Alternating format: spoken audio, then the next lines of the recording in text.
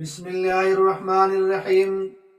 سامعین و ناظرین مکرم، اللہ رب العزت جب اپنے برگزیدہ اور منتخب بندوں کو دنیا میں نبی بنا کر بھیجتے ہیں اور ان پر وحی نازل کرتے ہیں تاکہ وہ انسانوں کی حق کی طرف رہنمائی کریں اور ان تعلیمات کی روشنی میں انسانوں کو ہمیشہ ہمیشہ کی نجات اور ہمیشہ ہمیشہ کی پرسکون زندگی حاصل کرنے کا طریقہ بتلائیں۔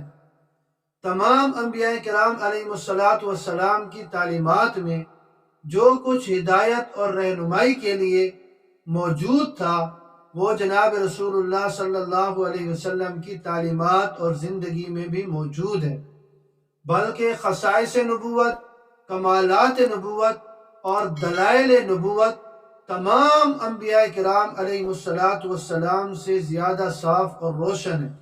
یعنی جناب رسول اللہ صلی اللہ علیہ وسلم کو جو خصائص عطا فرمائے گئے، جو کمالات عطا ہوئے، جو نبوت کے دلائل عطا ہوئے، وہ تمام انبیاء کرام علیہ السلام سے زیادہ روشن اور ان سے زیادہ بڑھ کر ہیں، اور روایت کے لحاظ سے سب سے زیادہ صحیح اور ہر قسم کے شک و شبہ سے پاک اور منزہ ہیں۔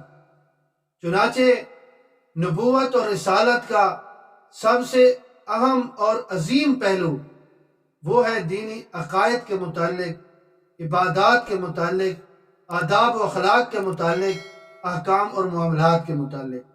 گویا کہ نبوت اور رسالت کا ایک عظیم مقصد ان چیزوں کے متعلق ہے۔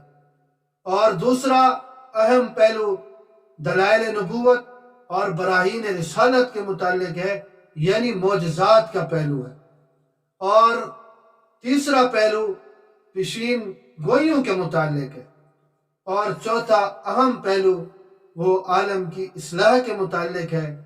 اور پانچواں اہم پہلو ہدایت کے اثرات کے متعلق ہے۔ تو یہ تمام انبیاء کرام علیہ السلام کو یہ چیزیں عطا ہوئی۔ یہ عظیم اور اہم پہلو تمام انبیاء کرام علیہ السلام کی زندگی میں موجود ہیں، لیکن جناب رسول اللہ صلی اللہ علیہ وسلم ان پانچ باتوں میں، ان پانچ عظیم اور اہم پہلو میں تمام انبیاء کرام علیہ السلام سے بڑھ کر ہیں۔ اللہ رب العزت نے ہمیں ایسا رسول، ایسا نبی، ایسا پیغمبر عطا فرمایا ہے، جناب رسول اللہ صلی اللہ علیہ وسلم، جن کو اللہ رب العزت نے تمام انبیاء کرام علیہ السلام سے بڑھ کر فضیلت عطا فرمائی ہے۔